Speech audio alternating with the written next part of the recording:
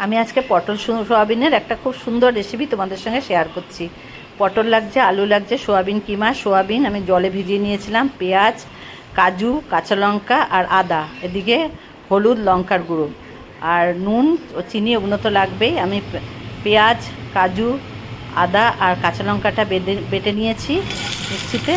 দেখো আলুটাকে আমি প্রথমে ভেজে নিচ্ছি, তার সঙ্গে আমি পটলটাও দিয়ে দেবো। পটলটাও ওর সঙ্গে আমি সুন্দর করে ভেজে নেব। দেখো ভেজে নিয়েছি আমি।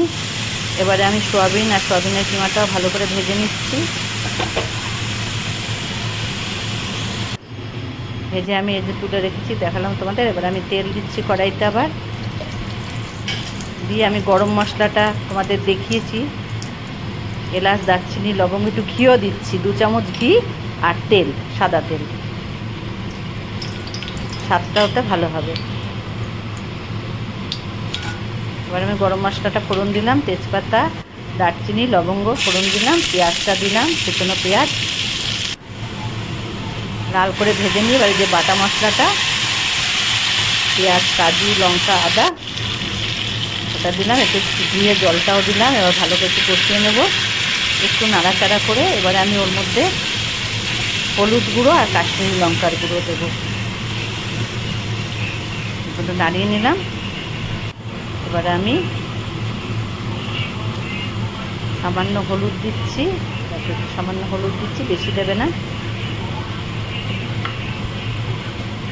আর কাশ্মীরি লঙ্কার গুঁড়োটা দিচ্ছি।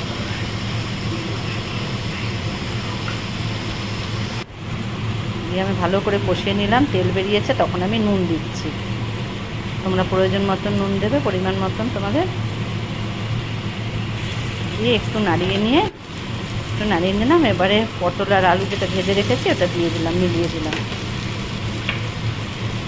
সোয়াবিন ভাজাটাও মিলিয়ে দিলাম।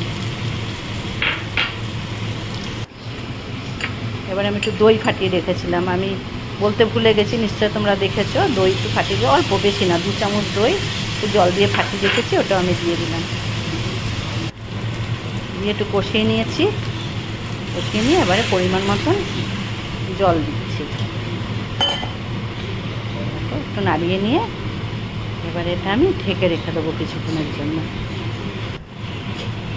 ঢাকা দিয়ে রাখছি। দেখো কিছুক্ষণের জন্য ঢাকা দিয়ে রাখবে, যেরকম ঝোল রাখবে সেই অনুপাতে। তোমরা একটু মিষ্টি দিচ্ছি, মিষ্টি দিলে তো তরকারির স্বাদ ভালো হয়। যারা মিষ্টি পছন্দ করো না তারা দেবে না, আমি একটু মিষ্টি ভালোবাসি, ওই জন্য মিষ্টি দিলাম।